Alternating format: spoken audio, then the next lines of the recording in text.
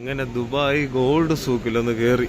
മൊത്തം ഗോൾഡും മറ്റേ വജ്രവും ഡയമണ്ടും എല്ലാ സാധനവും ഉണ്ട്. ചിലതൊക്കെ കണ്ടു കഴിഞ്ഞാൽ നമ്മൾ ഞെട്ടിപ്പോവും. അതിൻ്റെ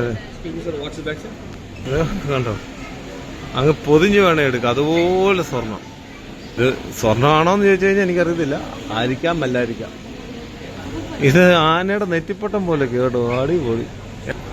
എൻ്റെ അമ്മേ, ഇത് എന്നതാപ്പ ഇത് ആരെടുത്തിടും? അയ്യോ, പിന്നെ വേറൊന്നും വേണ്ടല്ലോ.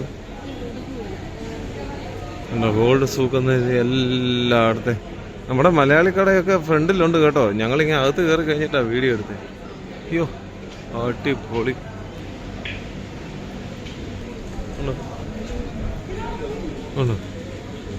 എൻ്റെ പൊന്നോ, നമ്മൾ ഞെട്ടും. എങ്ങനെ പണിഞ്ഞെടുത്ത ഇതൊക്കെ എന്തോ ഓടും. ഇനി എന്താ ചെയ്യാനുള്ളത്? എൻ്റെ പൊന്നാശാണ്, എന്തോ അപ്പ ഇത്. എൻ്റെ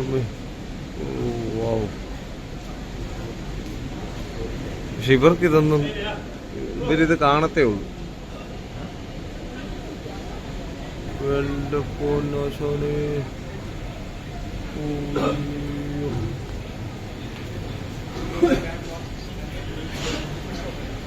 അതൊക്കെ എന്തോടോ ഇത്? നോക്കി, അത് കണ്ടോ? അയ്യോ, ഇതൊക്കെ കണ്ടോ? എന്നെ ഇതൊക്കെ എന്തോപ്പാ ഇത്? കണ്ണ് തള്ളിക്കോ. ഇവന്റെ ആസ്തി ഇപ്പം എന്തോരം ഉണ്ടാവും. അടുത്തത് ഇതിന്റെ സ്പൈസസ് സൂക്കാണ്. ഇവിടെ മൊത്തം ഡ്രസ്സുണ്ട്, എല്ലാ സംഭവം ഉണ്ട്.